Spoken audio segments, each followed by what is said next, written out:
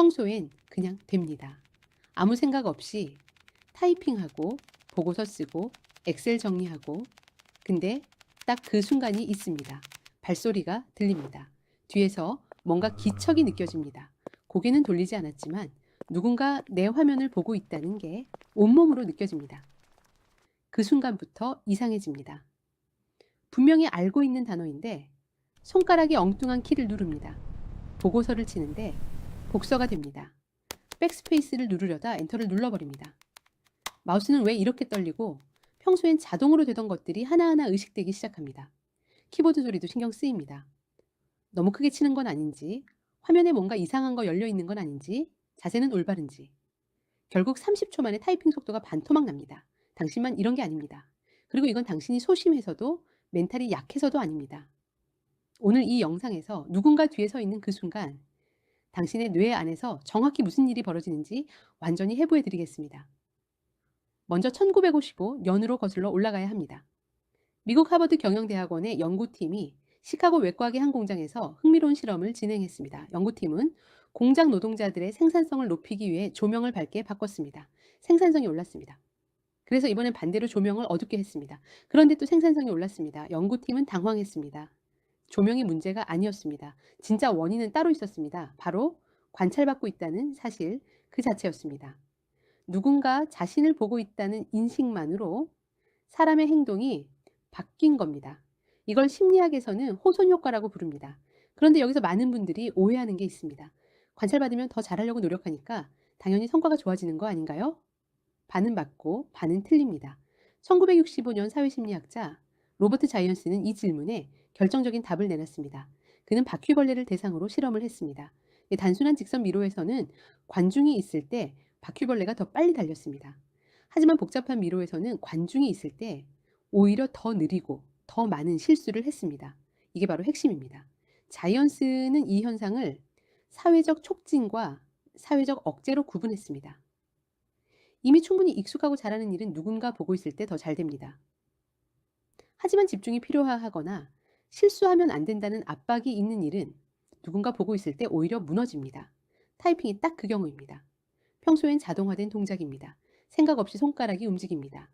하지만 누군가 뒤에 서는 순간 뇌가 타이핑을 의식적인 행동으로 전환시킵니다. 자동으로 하던 것을 갑자기 수동으로 하게 되는 겁니다. 이게 오타의 정체입니다. 그런데 여기서 더 깊이 들어가야 합니다.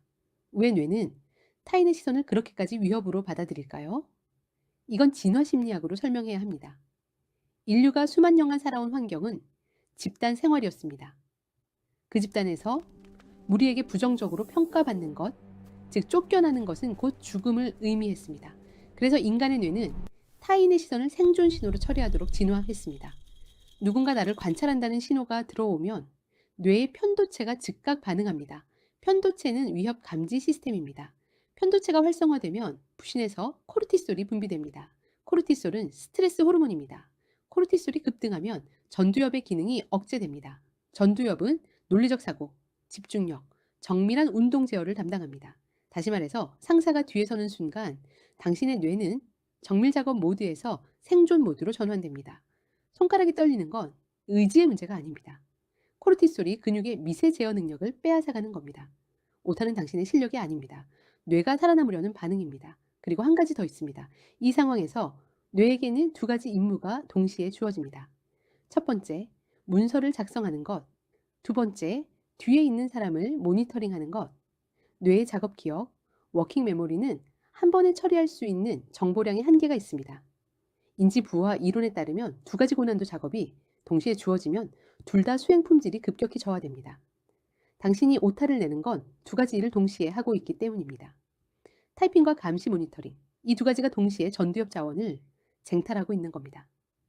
당신의 뇌 용량이 작은 게 아닙니다. 그냥 지금 너무 많은 걸 하고 있는 겁니다. 그런데 여기서 정말 중요한 게 따로 있습니다.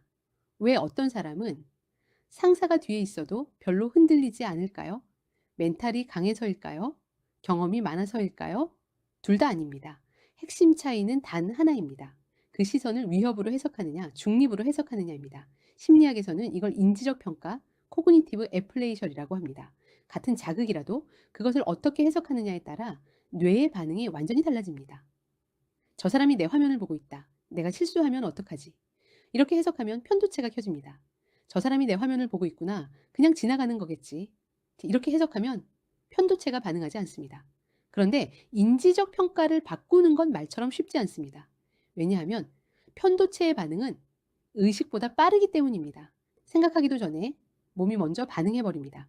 그래서 필요한 건 생각의 전환이 아니라 신체의 개입입니다. 여기서 구체적인 심리 기술 3가지를 드리겠습니다. 첫 번째는 생리적 한숨, 피시올로지컬 식입니다. 스탠퍼드 신경과학자 앤드류 휴버먼의 연구에서 코르티솔을 가장 빠르게 낮추는 호흡법이 밝혀졌습니다. 코로 숨을 들이쉬고 한 번 더 짧게 들이신 다음 입으로 길게 내쉽니다. 이 호흡 패턴은 횡격막을 통해 부교감 신경을 직접 자극합니다. 코르티솔이 낮아지고 전두엽이 다시 켜지기 시작합니다. 30초면 됩니다. 상사가 뒤에 서 있는 그 30초 동안 눈은 화면에 두고 이 호흡만 해보십시오. 두 번째는 의도적 감속입니다. 긴장하면 사람은 반사적으로 빠르게 움직이려 합니다. 빨리 끝내야 한다는 압박 때문입니다. 하지만 그게 오타를 더 만듭니다. 역설적으로, 의도적으로 타이핑 속도를 평소보다 20% 늦추십시오.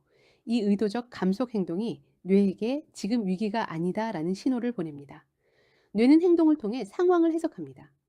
내가 천천히 움직이면 뇌는 급하지 않은 상황이구나 라고 인식합니다. 세 번째는 라벨링 기법, 에펙트 라벨링입니다. UCLA 심리학자 매튜 리버먼의 연구에 따르면 감정에 이름을 붙이는 것만으로 편도체 활성화가 유의미하게 감소합니다.